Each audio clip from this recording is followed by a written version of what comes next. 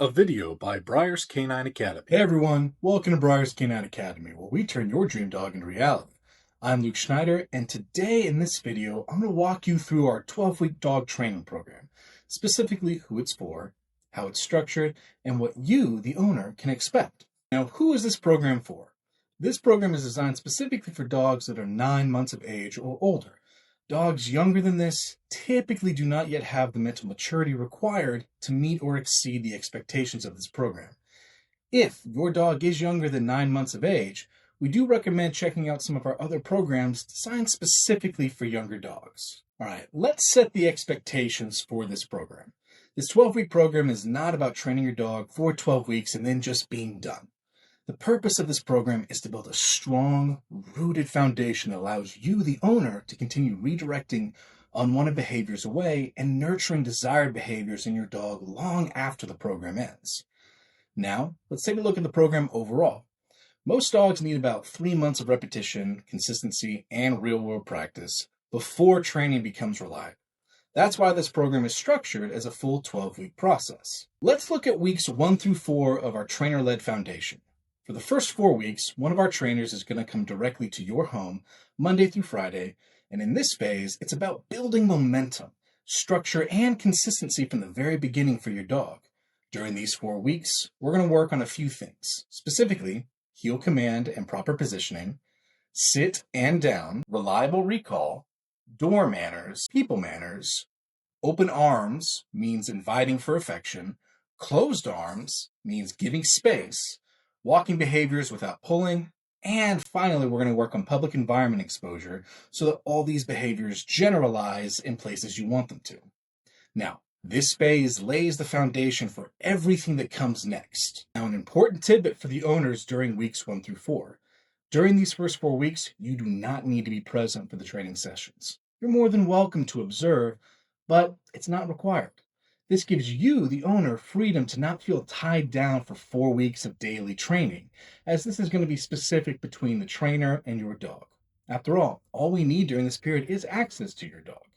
We'll also send you short video clips during this time to help prepare you for when training transitions over to you. Now let's look at weeks 5 through 7, and this is where we transition to owner-led training with trainer guidance. Once the foundation is built, we begin transitioning the training to you, the owner. During weeks 5, 6, and 7, you will receive 2 lessons per week. Week 5, we're going to focus on walking behaviors. And this is where we teach you how to walk your dog correctly using the heel command, as well as place emphasis on recall for your dog as well. After all, recall and heel go hand in hand for improving walking behaviors. In week 6, we'll work on people and guest manners. And here we show you how to apply the training when guests come over. Door manners, polite greetings, and personal space. And in week 7, we'll work on public environment training. This is where you receive 2 lessons in a public setting where we show you how to apply the training around distractions. Next, we're going to move to weeks 8 through 11. And this is the owner practice phase. In weeks 8 through 11, this is when the owner are going to be practicing everything that you have learned so far on your own, using the video content that we've provided to help guide you. And this is imperative for you to be able to put into practice yourself. After all, what has been taught in the previous 8 weeks, it really doesn't matter if you aren't able to do it yourself. After all, you will be leading this dog for the rest of its life. That said, you can always reach out to us if you have any questions or run into any issues. If you need any help at all during this last phase, we are always available at Briar's Canine Academy to support you. Now we're in week 12, and this is where we have our follow-up assessment. At the end in week 12, we do a follow-up assessment to check the progress and confidence of your dog. This assessment can be done through a phone call, FaceTime, or an in-person session if needed. In closing, once the 12-week program is done, it's not the end of your dog's training. It's the beginning of a strong foundation.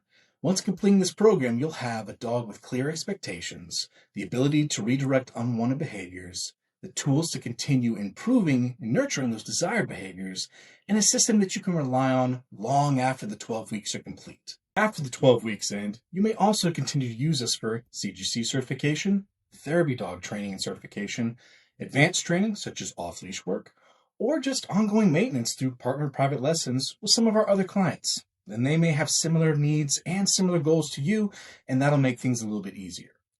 Now, if you'd like to understand how we train, why we use the methods that we use, and what your dog's training will look like behind the scenes, keep watching as we're going to go over our training methodologies. Welcome to part 2 of this video. And in this part of the video, we're going to discuss how we train, what our methodologies are, and why we use those methodologies. So let's start with shaping, what it is, and why we use shaping. Shaping is where a dog discovers behavior on their own and is not told what to do. Now, this is important because we use shaping because it taps into the strongest form of motivation that a dog can have, and that's self-motivation. When a dog discovers a behavior on their own, they take ownership of it, much like a person does. As an example, let's say that we have a treat, and the dog knows it's there, but it doesn't know what to do to earn that treat. Now, if we want the dog to sit on, say, a sit mat, we don't tell them to sit on the sit mat, and we don't lure them in. The dog needs to offer different behaviors, and when they guess correctly and sit on the mat, that's when we click and reward them with the treat. Over time, the dog learns every time I sit on this mat, I earn a reward. Because the dog discovered the behavior on their own, they feel confident and proud performing that behavior. So when we later add a command to that behavior, the word simply reminds them of how good it feels to perform that behavior in the first place. This prevents us from putting a command on a behavior the dog doesn't feel confident or comfortable doing, which can really drag out the training process. Now let's talk about reinforcement next. In Breyer's Canine Academy, we have 2 kinds of reinforcement that we use, positive and negative. For positive reinforcement, we reward fast, correct responses, and that helps build clarity, motivation for the dog, and consistency in the dog's behaviors. But let's talk about negative reinforcement as well, because in our program, negative reinforcement follows very clear progression and purpose and is never rushed. In stage 1 of negative reinforcement, we simply withhold food from the dog in form of treats. If the dog is late or incorrect, the reward is withheld and we try again. In stage 2, the preparation stage, we introduce the tools to the dog to showcase their purpose, but we don't actually apply them yet as negative reinforcement. We prepare the dog in this stage using positive reinforcement only in the lead-up. With leash pressure, we teach the dog that moving with the pressure earns a reward. With the e-collar, we set an extremely low level with no discomfort on the collar, where our trainers test the level on their own wrists. We then teach the dog that when they feel the sensation, they should come back to us to earn a reward. It's like tapping someone on the shoulder to get their attention in a crowded place. It cuts through all the noise, the smells, and the stimulation for the dog. And during this stage, these tools are not actually used to correct in any form. But in stage 3, that's our application stage. This is where the dog clearly understands how to respond to their behaviors, like leash pressure and the e-collar, and then we begin gently connecting them to the behaviors the dog already knows well. This is where we introduce the tools for correction. The goal is to teach the dog how to avoid negative reinforcement at this stage. Now, expectations for the dog. At level 1, the expectation is to avoid the correction to earn a reward. At level 2, the expectation is that when they avoid the correction is to stay in the game. The reward comes at the end of an exercise. If the dog gets corrected, the game stops and there is no reward. We want the dog to start getting into the actual behaviors as if it is a game for them. The system teaches dogs to perform cleanly and confidently as a result. And once a dog becomes very good at avoiding corrections, we begin phasing away from negative reinforcement altogether and take all the tools out when it's appropriate. After all, these tools are not designed to be a permanent feature in your dog's life. They're only designed to help teach behaviors until the dog gets them down perfectly. Hopefully, all of this helps with your understanding of the expectations, how we train, why we train, and the overall general feel of our 12-week program. As always, I'm Luke Schneider with Breyer's Canine Academy, and I will see you in the next one. This has been a Breyer's Canine Academy training video. Thank you for watching.